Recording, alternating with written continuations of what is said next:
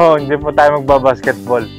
Tayo po ay mag-exercise at para ipapakita ko po kung paano magamit sa pagsambot ang ating baraso at syempre dagdag lakas din. Ayan, exercise po ito para sa shoulder at sa forearm po ulit.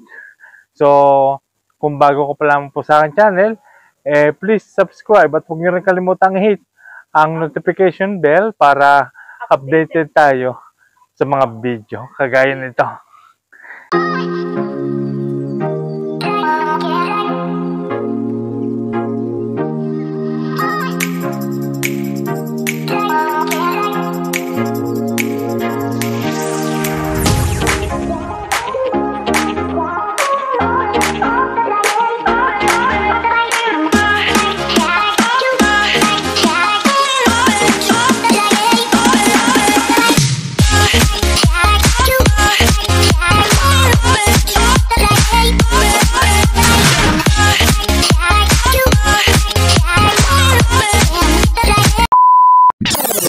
So, ipapakita ko po yung ating basic exercise na karaniwang ginagamit ng na-stroke, lalo na doon pa sa mga bagong wala pang galaw. Yung pong overhead reaching, ayan, ganyan. Tigpa 5 repetition po yun. Tapos yung pong ganyan sa front, ayan. Tapos side to side, ayan. Tapos diagonal reaching. Ayan. So, ngayon, ay gagawin naman natin yan with bola. Back to you, ball. Ayan, ganito po. Ayan.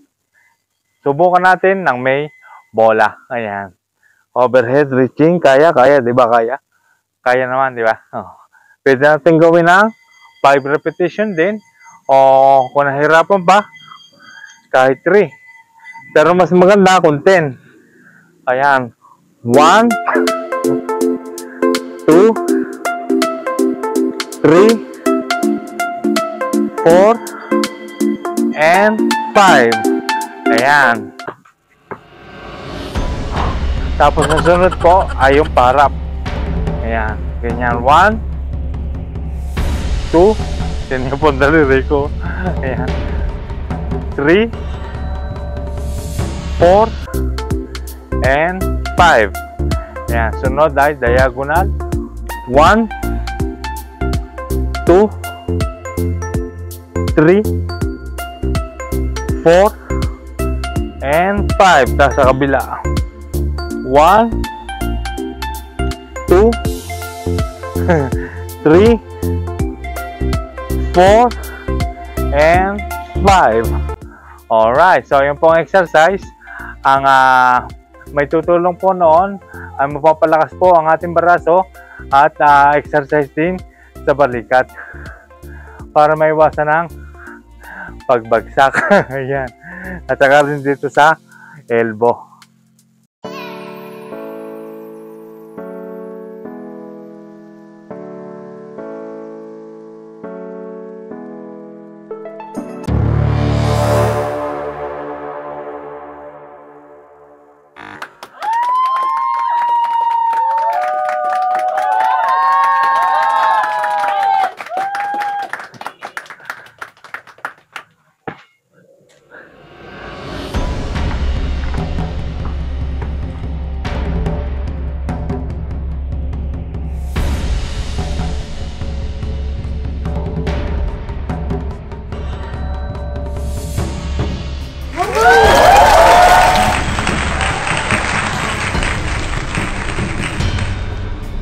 So, yung mga ka-stroke, yung po mga pinakita ko pong exercise, ayun po ay galing din po yun sa mga basic exercise na ginagawa kapag wala pang galawang kamay.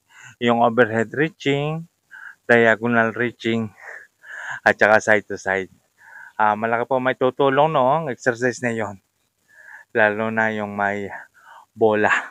So, basta sa bawat araw nga na pag-exercise natin, ay mga pinakikita ko ay hindi naman nating Hindi ko naman sinasabi na gawin natin lahat yun ng sabay-sabay sa isang araw.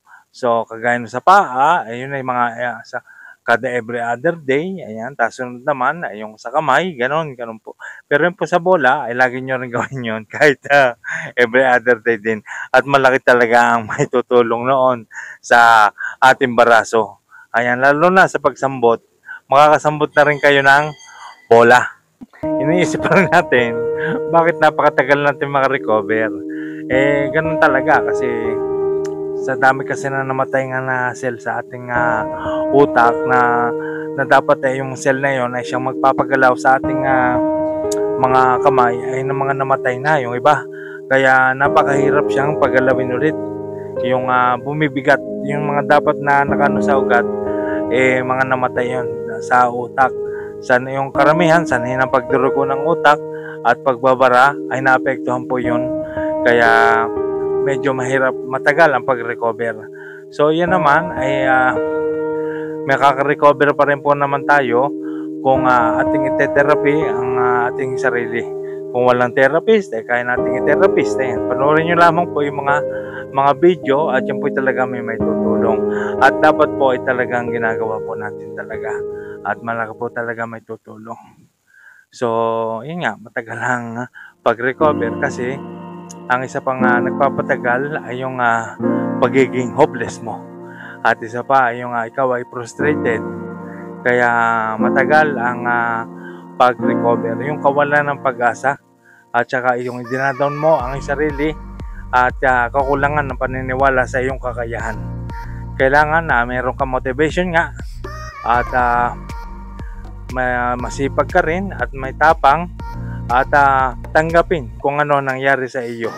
At pag nagawa mo lahat yon ay nandyan ang madaling pag-recover at kailangan yung unti-unti mo mabigyan ng sigla ang iyong katawan sa pamamagitan nga ng paggalaw. Dahil kapag ikaw ay nalulungkot, hopeless, frustrated, tapos nakaupo ka pa na matagal, hindi ka gumagalaw, ay talaga matagal lang yung pag-recover. So, tulungan naman tayo ng Diyos Tulungan mo rin talaga ang iyong sarili. Kapatid, mga ka-stroke, malaki pa ang pag-asa. May pag-asa pa tayo kasi tayo ay binuhay pa. Hindi lahat ng na-stroke ay binibigyan ng pangalawang pagkakataon para mabuhay.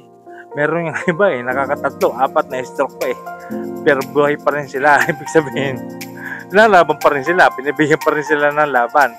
Ayan, hindi naman ibig sabihin kaya ka binigyan ng pagsubok na ganyan para matalo. Yun, binigyan ka ng pagsubok ngayon dahil may haharapin tayong panalo, kapanaluhan. Ayan, kailangan nating ipanalo. Dapat ganyan ang iyong, ganun dapat ang iyong mindset.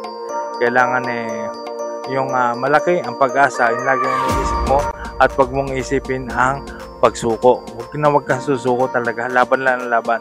Basta ang importante kasi dyan ay yung galaw ka ng galaw talaga. Pagka ikaw nagalaw ay talagang sisigla ang iyong katawan hindi yung sasabihin sa'yo ng therapist mo yung galaw ka ng galaw. Pero sa rehab, sasabihin yan kasi nakakontrata kailangan lumabas ka rin ng malakas. So, yun lang po ang aking masasabi sapagkat naulan na po rin sa labas at lagi po natin tatandaan na tayo pong lahat ay gagaling, lalakas at